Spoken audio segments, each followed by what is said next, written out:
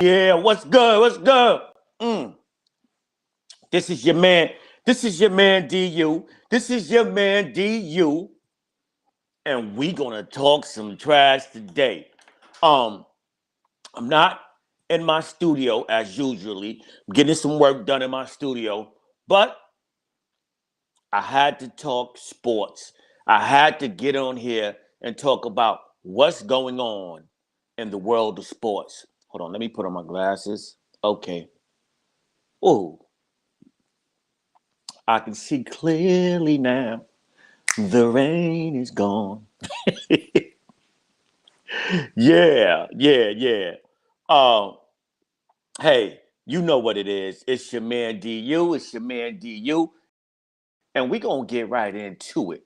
But before we get right into it, hey, I need for everybody to go to that site, which is Pulsar Entertainment LLC.mybigcommerce.com, Pulsar-entertainment LLC.mybigcommerce.com, and get you some Pulsar gear, some talking trash water bottle, some Cornerstone snapbacks, some Pulsar t-shirts. Yes. Go to our site, Pulsar Entertainment LLC .mybigcommerce.com. I think I'll forget the hyphen, right? But to get right to it, we're gonna talk about my man Jeff Saturday. Not Jeff Friday, not Jeff Sunday, but Jeff Saturday, right? Yeah, that was corny, but I had to say it. Um, Jeff Saturday was offensive lineman for the Indianapolis Colts. Retired in 2012. He was um He was an analyst on ESPN talking football, on Get Up and First Take. Very popular for his pancake segment, right? Uh, he got hired by Jim Irsay, the coach of the I'm sorry, I said the coach, the owner of the Indianapolis Colts. Jim Irsay hired him. I guess because that's his man. He in that system, right? He's in that club, right? So not to stow any shade on Jeff Saturday, but Jeff Saturday had no coaching experience at all, and the people at ESPN, the analysts uh, at ESPN, the people that he worked with on a regular basis, made sure they brought that up when he got hired, right? They talked about the coaches that was there um, for the Colts that was or should have been next in line that didn't get hired, right? But Jim Irsay, the owner of the Colts, hey, who calls the shots, and what better endorsement to have than than an owner who wants to hire you, right?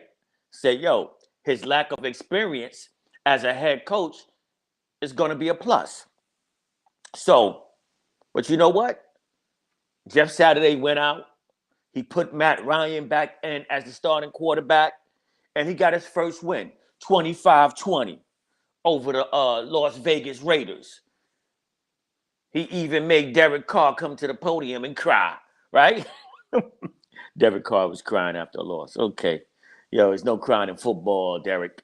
Um, but yeah, Jeff Saturday got his first coaching win last week. First coaching win as a pro last week, 25-20 over the Raiders. Let's see if he can get this second win today over the Eagles. It's going to be a much more difficult task, right? And then in a more uh, in a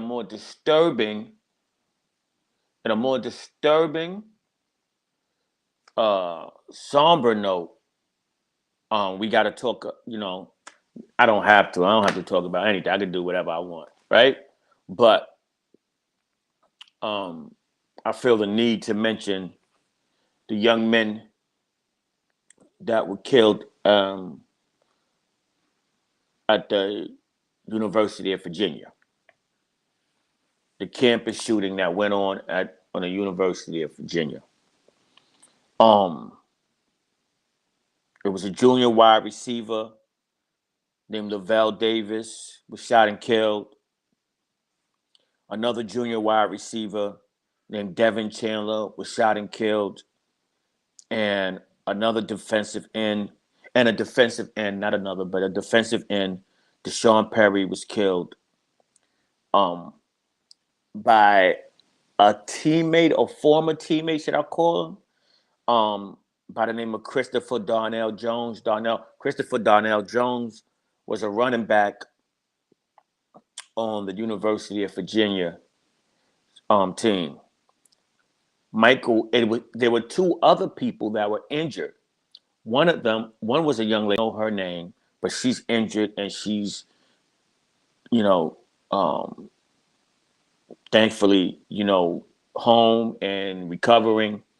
The next one is Michael Hollins Jr. He was injured. It was said that he put his life on the line to save everybody else. They came back from a field trip on a chartered bus, and they said that Christopher Darnell Jones Jr. just started shooting. The reason for the shooting, I don't know. There's a lot of things being thrown around, but this is another cry, another call for better gun laws, right? We need better gun laws. We just had the midterms, the election in this country. When when is this government going to make better gun laws a priority and stop kissing the tail of these lobbyists and these associations like the NRA? When? Um, but again, my condolences and prayers goes out to everyone that's affected and to the young men that were shot and killed, to their families. Um, I pray that God gives them a ton of strength. Now,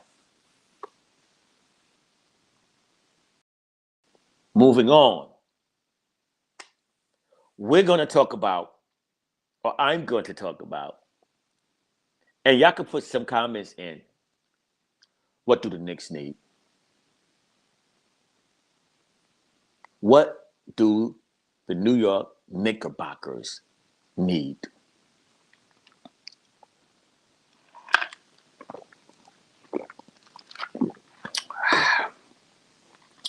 As I sip my cranberry juice and ponder this thought. One, I'm going to say they need another coach, right? The Knicks are at 8-8. I always say, give a team, give a team 20 games before we start making any decisions, any moves, right? And the latest rumor is that the Knicks have been taking calls and shopping Derrick Rose and Emmanuel quickly.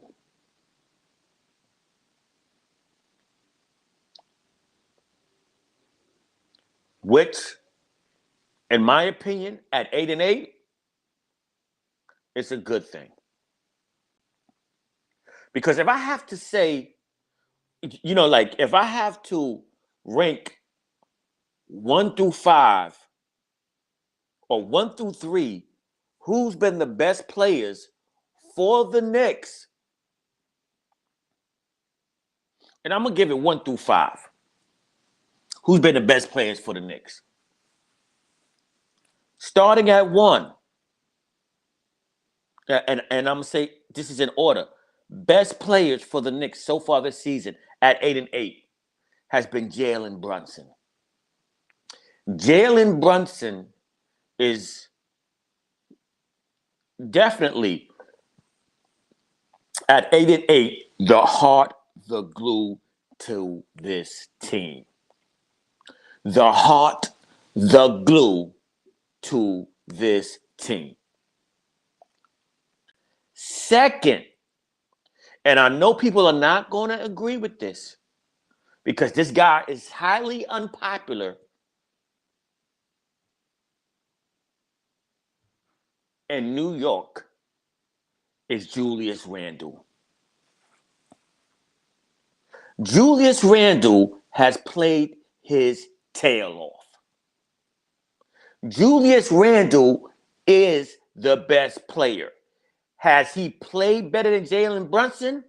In my opinion, no. But Jalen Brunson, in my opinion, makes Julius Randle better.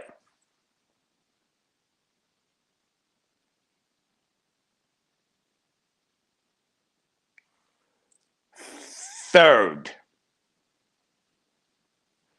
Obi Toppin. With the least amount of minutes, he gives you the most production.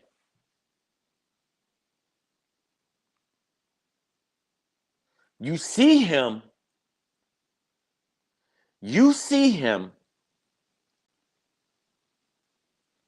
coming on the court wanting to play team ball. You see him wanting to be about the team. Some of his leak outs, you know what I'm saying? When he leaks out, I'm not too fond of that. I think he should hit the boards a little bit more. And I believe somebody told him and said, hey, that's what you need to do, Obi. You need to hit the boards a little more. And then the next game coming, he hit the boards. But Obi has been the third best player on the Knicks so far this season. Fourth, Cam Reddish. Let me say it again. Cam Reddish. I'm going to say it again. Cam Reddish. Because I was down on Cam Reddish. I was like, Cam Reddish's butt cheeks.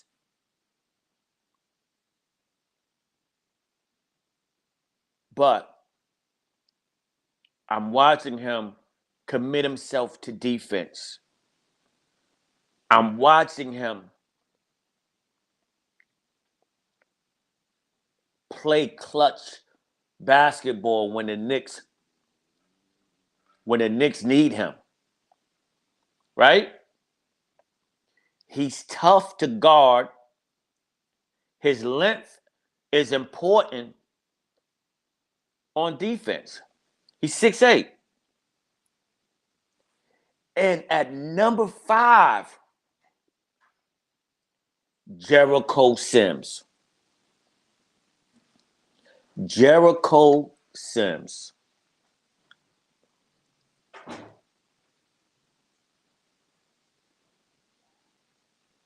Jericho Sims, at the start of the season, was not in the rotation. This is when you can't tell me contracts don't matter. You can't tell me contracts don't matter. Because Jericho Sims has been the best playing center the Knicks have currently.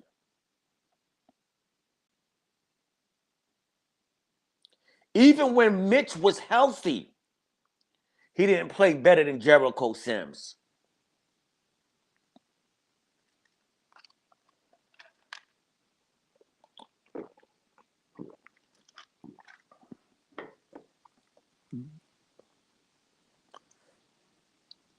Jericho Sims, in my opinion, I believe, should have been in the rotation from the start of the season. There's no way, with his performance from last year, from last season, that he should have been the third string center on the bench. Or forget the third string center on the bench, not getting any playing time at the beginning of the season. To me, that's totally ludicrous.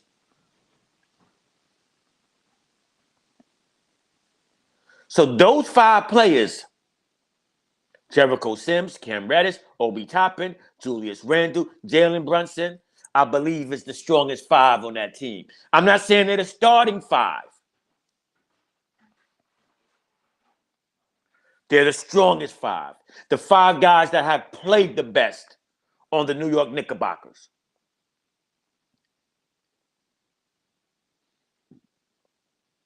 And can I give you 5 that have played the worst? Which will lead me into what the Knicks need.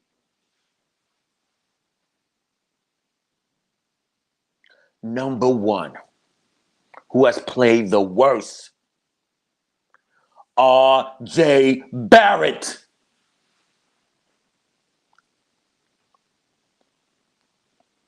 I stuck up for R.J. Barrett on Twitter. Hold up, let me take off my glasses for this. R.J. Barrett. I stuck up for R.J. Barrett. They call him, he got nicknames like R.J. Broadway Barrett, the Nine Guard. He's not living up to any of those names. But I stuck up for him because they's like, hey, he's shooting horrible.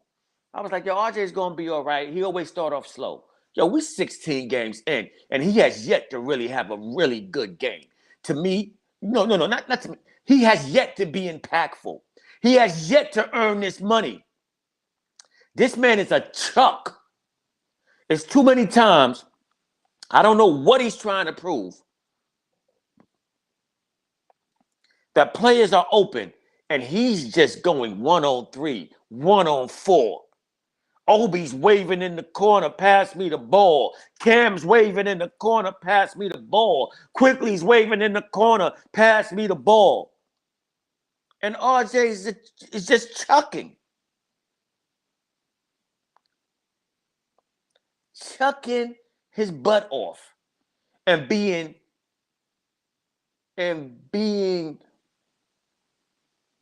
one of the worst signings of the offseason. The Knicks should have included him in that Donovan Mitchell trade.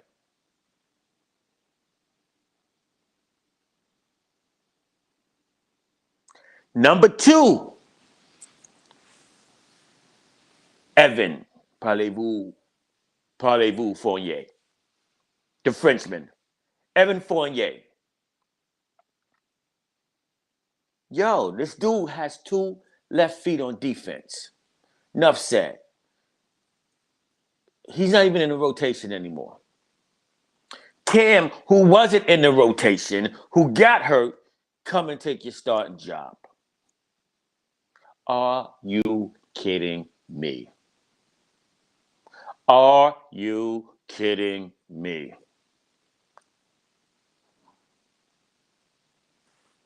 Third,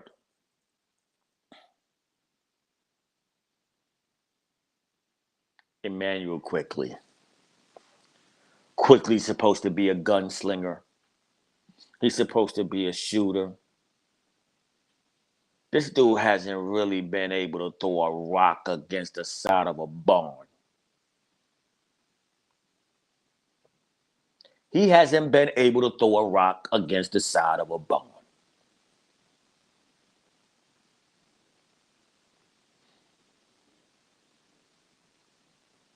He has been, in my opinion, that type of guy when he shoots and you go, what are you doing? Right? I mean, Jalen Brunson is averaging 7 assists per game. And this is without the Knicks being effective from three.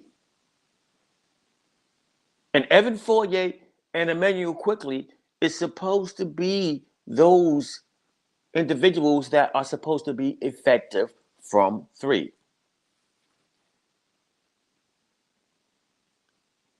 Yo, I'm not mad at the Knicks putting Emmanuel Quickly IQ on the trading block. Number 4.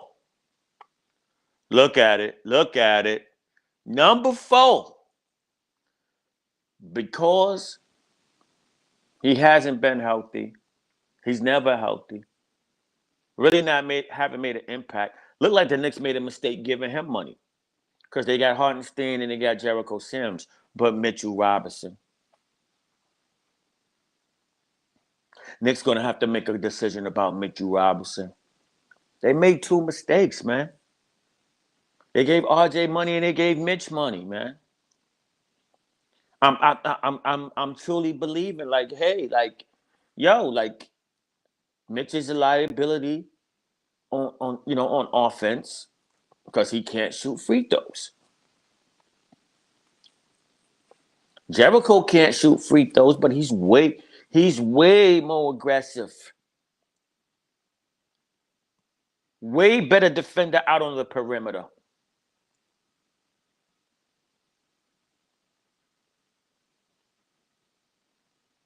And 5, I hate to say it, but my man D Rose. My man D Rose. You know, I'm not going to elaborate on him because he has earned his keep over time. He's the elder statesman. Yo, just trade him. Trade him to a contender. Let the man try to go somewhere and help a team win a chip. You know, I'm sure his game will come around. Right? So in this case, we say what the Knicks need. And I'm going to tell you what the Knicks need.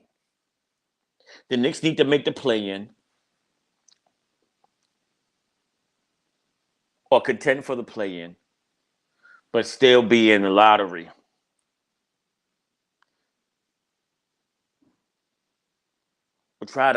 Or try to make the playoffs and be like 16, 17 somewhere in the draft and use some of those picks that they got to trade up and go after Bobo Miller.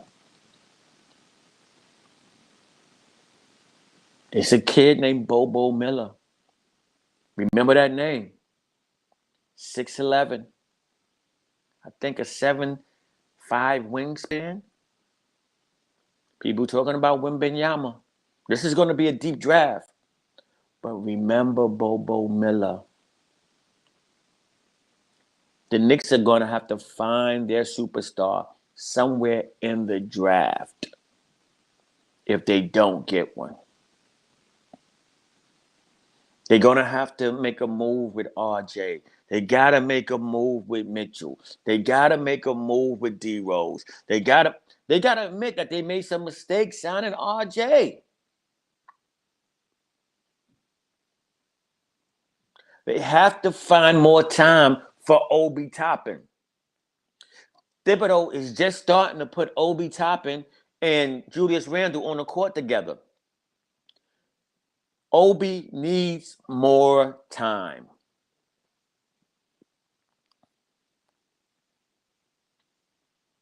But I'm going to tell you what the Knicks need. The Knicks need Bo Miller. Remember that name. All right? And before I want to get into this so I can go watch my Giants, I just want to say, respect my Giants, respect my Giants, respect my Giants. I'm tired of people talking about a 7-2 team like they don't exist. Like they haven't been balling out.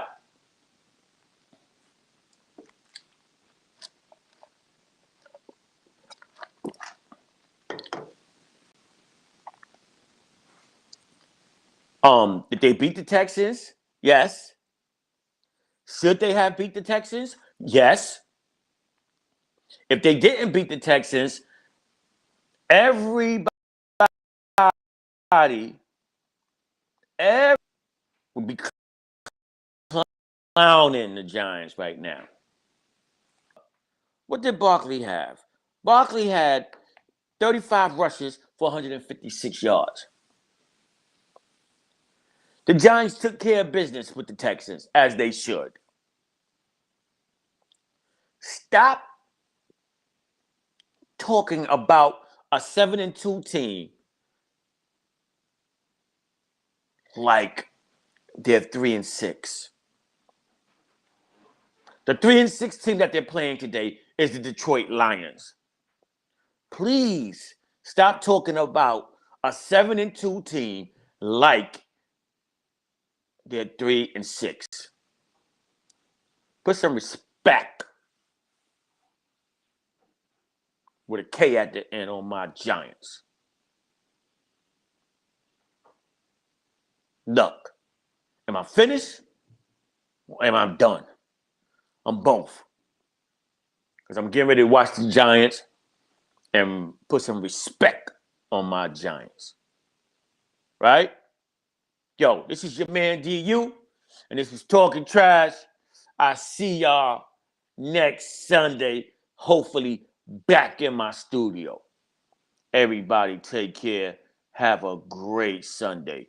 And when you hear this, you know I'm out.